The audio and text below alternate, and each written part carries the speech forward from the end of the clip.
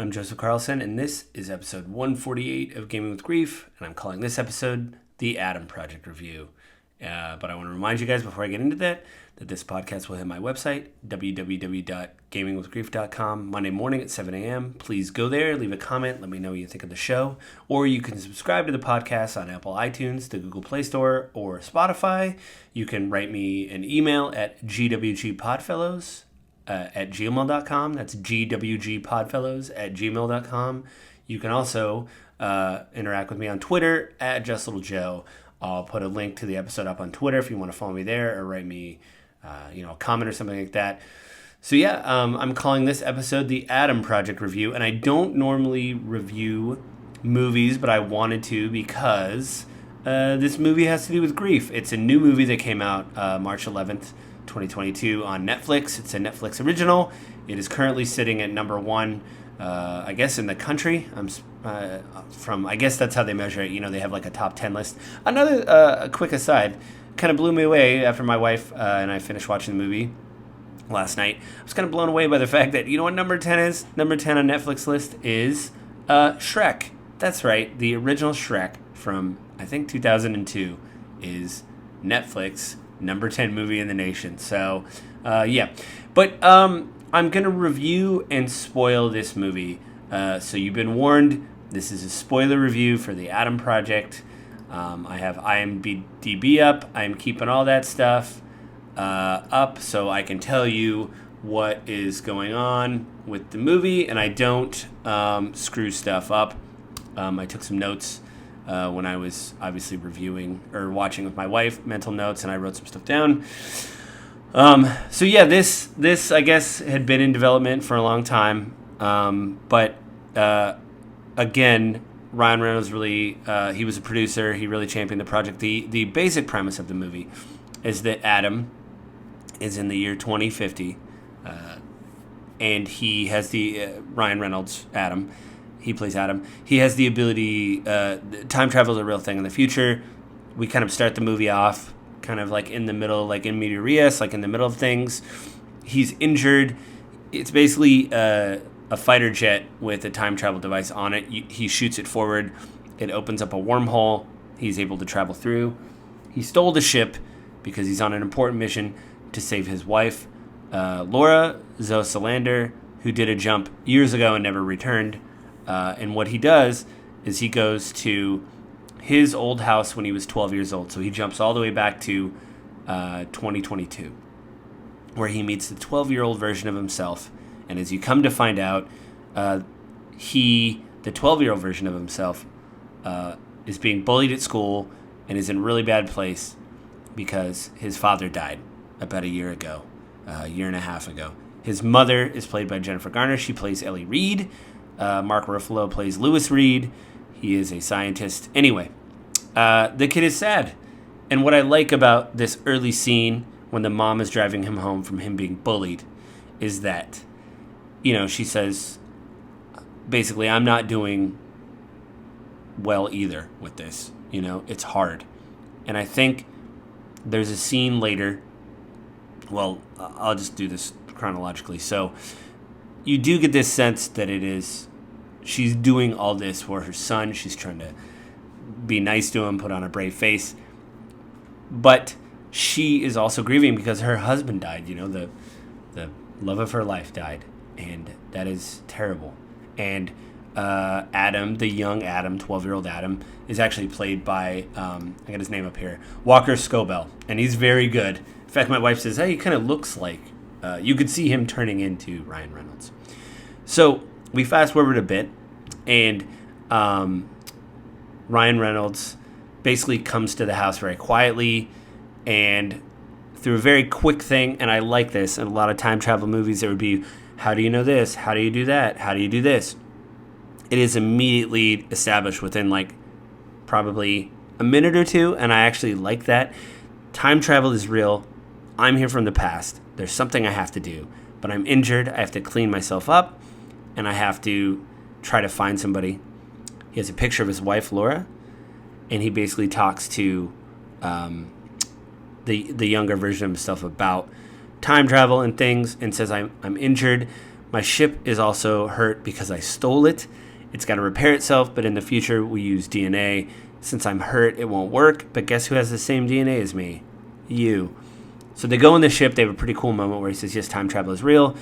The ship needs time to repair itself. I'm hurt. I got stabbed trying to steal the ship, so I need to heal up. And let's go to town and get some stuff. And, yeah, it's great. But before he leaves the house, he says, I need a jacket because he's basically got a flight suit. And Adam says, well, you can wear one of Dad's stuff. So they go in the room. They find the jacket. And Ryan Reynolds says, oh, wow, I haven't, she didn't clean any of this out. And the young Adam says, yeah, it was only a year ago. She still got all this stuff. And he says, where is your mom? And he says, the young Adam says, oh, she's on a date with Derek. And Ryan Reynolds says, oh, Derek, that's right. Well, he doesn't matter. And then the young Adam says, none of them matter. And then Ryan Reynolds takes an amazing beat where he sits there for a second, and then he turns and said, listen, I forgot what a little jerk I was, basically. And she's grieving too. And you don't have to be like this. You don't have to be a jerk every 3 minutes and quipping. Because the kid quips at his mom. And again, she is grieving as well. She lost her husband. It's terrible. So anyway, he gets a jacket. He goes to town. He gets some stuff to heal up. And there's just this sense of, he gets mad. He talks about how mad he is at their dad. And he's kind of dismissive of what he was going through. And he said, well, there's, I don't know what to do. But I have to do this. And then he explains everything about Laura, his wife, who was another pilot like him, who was the best pilot. Supposedly she had an accident and her ship blew up. We get a little bit of the backstory of the Soren Corporation. Catherine Keener plays it. Maya Soren. She basically controls time travel. It's like a corporate thing where this corporation controls time travel. And he says, well, obviously, I have a feeling that my wife was onto something. And I don't think Soren's completely on the level. So you should definitely check that out. Well, they get back to the house, and they're followed because the ship was tracked. And they beat up a bunch of soldiers, and a cool thing was something that is kind of like a lightsaber that's not a lightsaber. Both Adams make a lot of jokes about it, where the young Adam says, is that a lightsaber? He says, it's not a lightsaber, and it kind of looks like a lightsaber. But they have a cool action scene. Lo and behold, Laura, Ryan Reynolds' wife, shows up. And she helps him beat all these people and says, I was waiting for you to come get me, And my ship blew up. I crashed in, the year 2018 because I was onto something. And that basically tells the plot of the movie, which is, as we figured, Soren is controlling time travel and has probably gone back to the past to tell her younger self, here's what you need to do to control all of time travel. Because even though early on you worked with Mark Ruffalo, Lewis Reed, Adam's father, he wants to make everything, give it to the public, but we need to control it, basically. So they go back and forth. And the only way they can figure out to stop everything is to destroy the machine that's causing time travel. Now, interspaced with all this, his wife, Laura, says you have to go back to 2018. It's the only way it's possible. You have to destroy the machine at the facility. And what I love about it is there's this great scene where when they go back to 2018, they go to Mark Ruffalo's, he's a science teacher at a university, and he goes there and they watch some of his class. Ryan Reynolds makes a quip like he always does, but it's very heartfelt, and he basically says, sorry, I'm just auditing the class. But Ryan Reynolds and Walker Scobell are there and together, and you see Mark Ruffalo say, oh my God, Adam, and looks at both of them. And I love the fact that this is expedited, and it is so, a lot of people don't like time travel movies for all the intricacies of time travel. But what I like about this is it immediately explains there is this feeling, and I forgot to mention it, but Adam, Ryan Reynolds' character says, listen, whatever happens and how you affect the future, it kind of realigns. There may be an echo, but because what we're doing right now may change the future, things will realign and our memories realign because it's the timeline that we know. And I like, now you could say that's ridiculous or whatever, but I mean, it's a time travel movie. I do like the explanation. It's good. It's expeditious. It just gets it going. Like, there's none of this, like, okay, well, let me take out a chalkboard. And they do that a little bit, but, I mean, to forgive Mark Ruffalo, he's a science teacher at a university. For him to have a wormhole theory, talking to his students about it, kind of makes sense. Anyway, after the class, they have a fight. Mark Ruffalo and Ryan Reynolds punch each other, and they talk about how much they hate each other, and they're dumb, whatever. They get mad at each other because father and son always get mad at each other, and they're adults.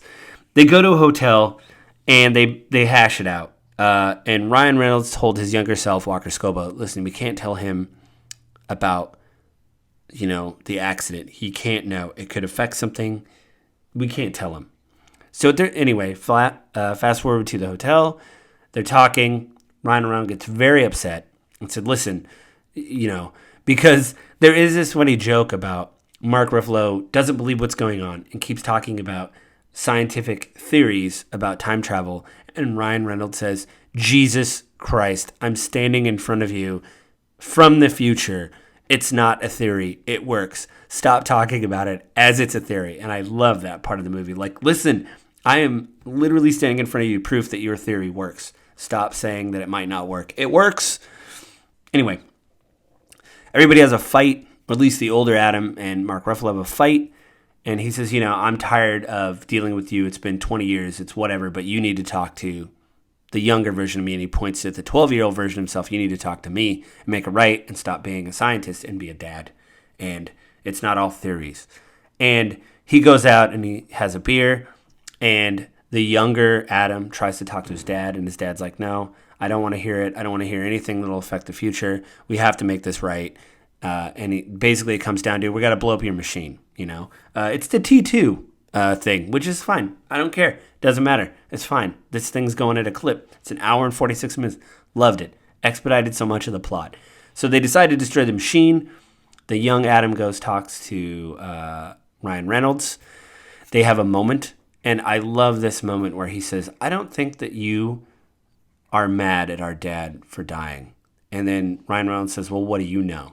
And he says, well, you know what? You forget a lot when you're older. And I think you're just sad that he died. You're not mad at him. It's easier to be mad than it is sad. And I think that is very true. It rang true with me. I did see my wife giving me the side eye every movie because obviously my father passed away.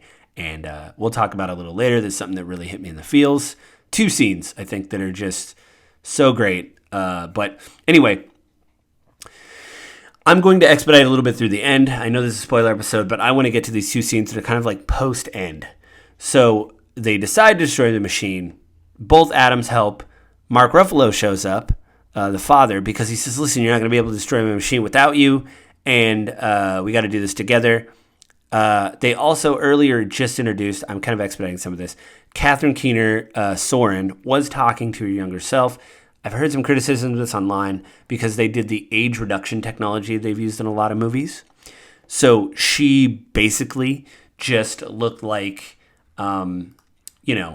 she was, it didn't look right, And so basically Catherine Keener, the current day one, is talking to a young version of herself. And I think it probably, that would have been a lot of work and money. I would have hoped that they could have maybe just cast a younger actress, been like, this doesn't, done. Anyway, that was their choice. So both Sorens have to go stop the Adams from destroying the machine, right? So there's a massive fight. It looks really cool. A magnet. The machine is powered by a big magnet. It pulls all the metal of the machine because it gets damaged. One of the cooler scenes in the movie is the older Soren saying, I will shoot you unless you give me this hard drive that was in the machine that the Adams extracted. They don't do it. Her younger version of herself kind of moves in between them, away from them. So there's like a triangle.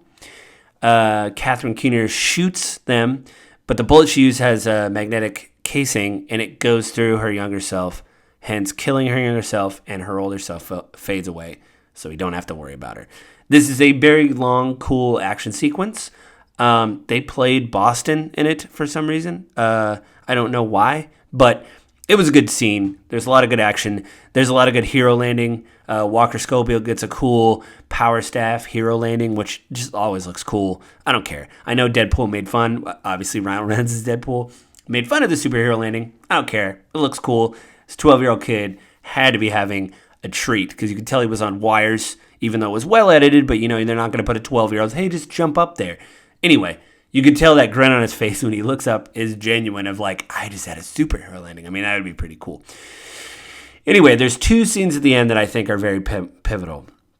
There's one in the beginning that I skipped because I thought it was a little bit pandering, where Ryan Reynolds, when he was hurt, went to town. Hey, lo and behold, his mom shows up, and she's very upset because her son's fighting at school. She doesn't know what to do. It's very on the nose where he says, well, I'm sorry, I was eavesdropping. He's drinking. She's having a glass of wine. And he says, sorry, what's going on? I eavesdropped. Basically, I'm paraphrasing some of this. And she says, my son's going through a lot of school. I don't know what to do. My husband passed away a year ago, and I just don't know what to do. And he says, well, you're grieving too, which is kind of what she got at with her son earlier in the movie. That it was like the unspoken of, this sucks for me too. He says it like, you're grieving, and you should tell your son that you're grieving. That scene didn't hit as much for me. I know I'm rewinding a lot, but it just seemed like there was a better way to do it. Like he could have made something up. He thought at that time, Ryan Reynolds thought his wife was dead, and he could have said something. Like, yeah, I lost my wife a few years ago too. It's pretty bad, but like, I don't know. They could have had a shared moment like that. There could have been something, But it was a quick scene in the bar. Anyway, Jennifer Garner's great in it. Anyway, so the end of the movie, they destroy the machine, what have you. But they still have the hard drive. Mark Ruffalo wakes up in the morning with his 6-year-old son at this point. I can't do math. Anyway. Adam is very young, probably 5 or 6. Jennifer Garner's like, oh, I'm going to work. And she's like, what are you doing? He's like, I'm just going to stay home with the kid today. I just want to spend some time with him. And then they have a really heartfelt thing about, she says, listen, you don't need to pander to him. He'll be fine, Because Mark Ruffalo said, do you think he's lonely or anything? And she says, well, yeah, probably. But, like, you're okay. Like, when you're here, it's great. I love you. And it's a good scene. But after they destroy everything and he comes home, everybody comes home. Both Adams and the father come home after they've gotten the hard drive. They just have a really good heartfelt thing. And here's the 2 scenes, in my opinion, that make the movie amazing. Somebody, I think it's a younger Adam, they're all standing there like, I can't believe we got away with that. And then he says, I have to tell you something, Dad. And he looks at Mark Ruffalo and says, I have to tell you something. And Mark Ruffalo says, I already know. I knew the moment both of you came into my science class that something was wrong and it wasn't going to be good, And Ryan Reynolds says, listen, we can't say anything. And he says, I'm sorry. I'm sorry that I had to come to this, that, you're the time travel, your work. And Mark Ruffalo gives this amazing speech about, I'll be okay with it. I know something's going to happen and I'm probably not going to make it, but And this almost got me, where he looked at both Adams and then he looked at the older Adams and he says, I never would have known you would have turned out okay. I never would have known that this thing happened. As someone who's lost their father, that meant a lot. It's only been a few years, but a lot has changed in the world and even with me. And I would love to sit down by Dad and be like, it's okay. It turned out all right. It's not perfect, but this is what it is. And they have this very emotional scene where all the Adams hug, but there's an intense scene right before all the Adams hug that Ryan Reynolds and Mark Ruffalo hug together and they start crying. And he's like, I never would have known you would have been good and turned out good, and it's okay. And remember that I love you and that it's okay. It's okay to be who you are and be true to yourself, basically. And then the young Adam hugs, and I'm like on the verge of tears watching this movie. But the other thing the other scene I want to shout out is, the scene right after this where they play catch together, which is alluded to in a previous scene, which, again, I'm truncating some of this, but they play to catch together. Now, here's the deal. I've talked about it before on this podcast. My father and I used to play catch together, right? We used to sit in the backyard, throw the ball around, and we used to talk. It's an incredibly cliched thing. And I know in movies they're like, the cliched thing where you play catch with your dad. I don't know who listens to this show or everywhere, but like, you probably have a moment where you kick the soccer ball around, or the football around. Maybe you're into rugby or cricket and you set up, or something, or lacrosse, some sport. Those are very random sports. that you maybe palled around with your father with, hopefully, if you've had that kind of relationship with him. And this, again, it's so cliched. We're going to go out and play catch. But I was like tearing up because my dad and I used to do that, and we used to talk while we did it. And it was incredibly heartfelt. And they just have a few moments to do that before they fade away because obviously they've changed the future. Now, there's a few scenes at the end of the movie which are okay and kind of set up things like echoes.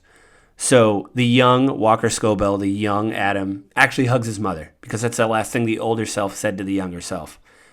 Ryan Reynolds said to him, just hug your mom, and not, and he has a really good line, not that crappy side hug, like break your ribs hug. And he says, okay, I will. And he does it. And we don't know why.